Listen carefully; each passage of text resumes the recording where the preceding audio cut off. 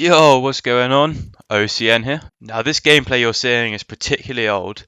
I believe it was something like my third win or something, so I just sort of developed a slight savviness to Fortnite. Just started building.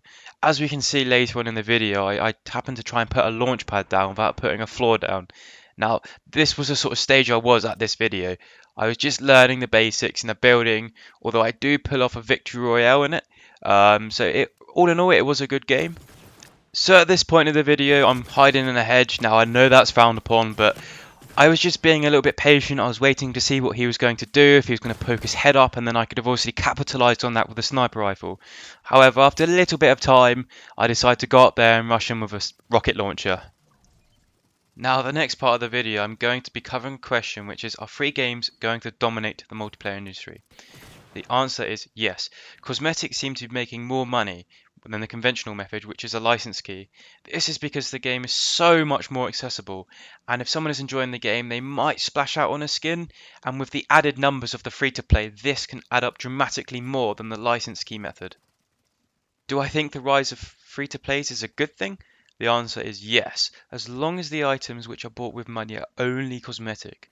If the items give a competitive edge over the player that's been grinding for a while, it ruins the incentive to play. An example of this would be Diablo 3. I farmed for hours and hours. However, someone who was spending massive amounts of money for items were untouchable. They could just basically take the shortcut, whereas others had to sort of grind even more. And in the case of Diablo 3, it didn't matter how much you grinded, the drops were so rare that it was just basically impossible to catch up with those people. Now, one thing we are noticing is that Fortnite has picked up an incredible amount of momentum. For an example, my friends who I used to play Call of Duty with for hours now all play Fortnite.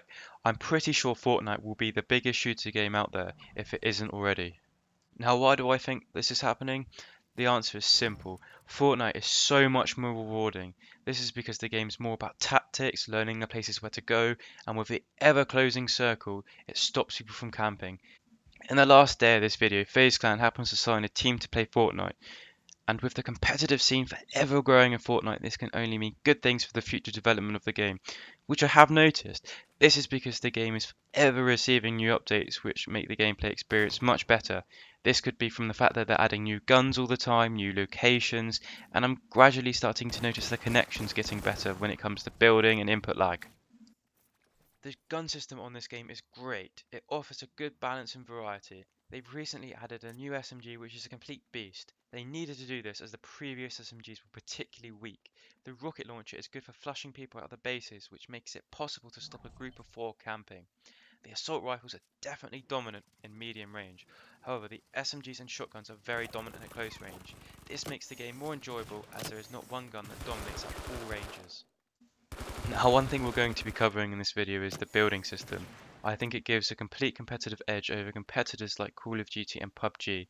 It really helps when you're getting shot from random locations, especially with a sniper rifle, as one hit can be fatal.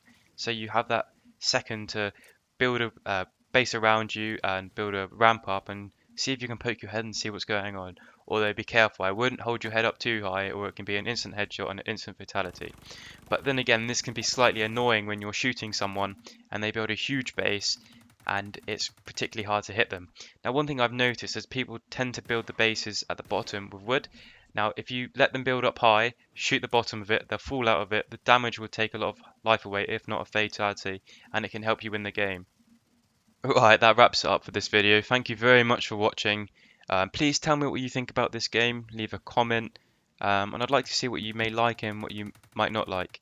And again, if you like this video, please like it, and if you want to see more from me, please subscribe. Have a good day. Cheers.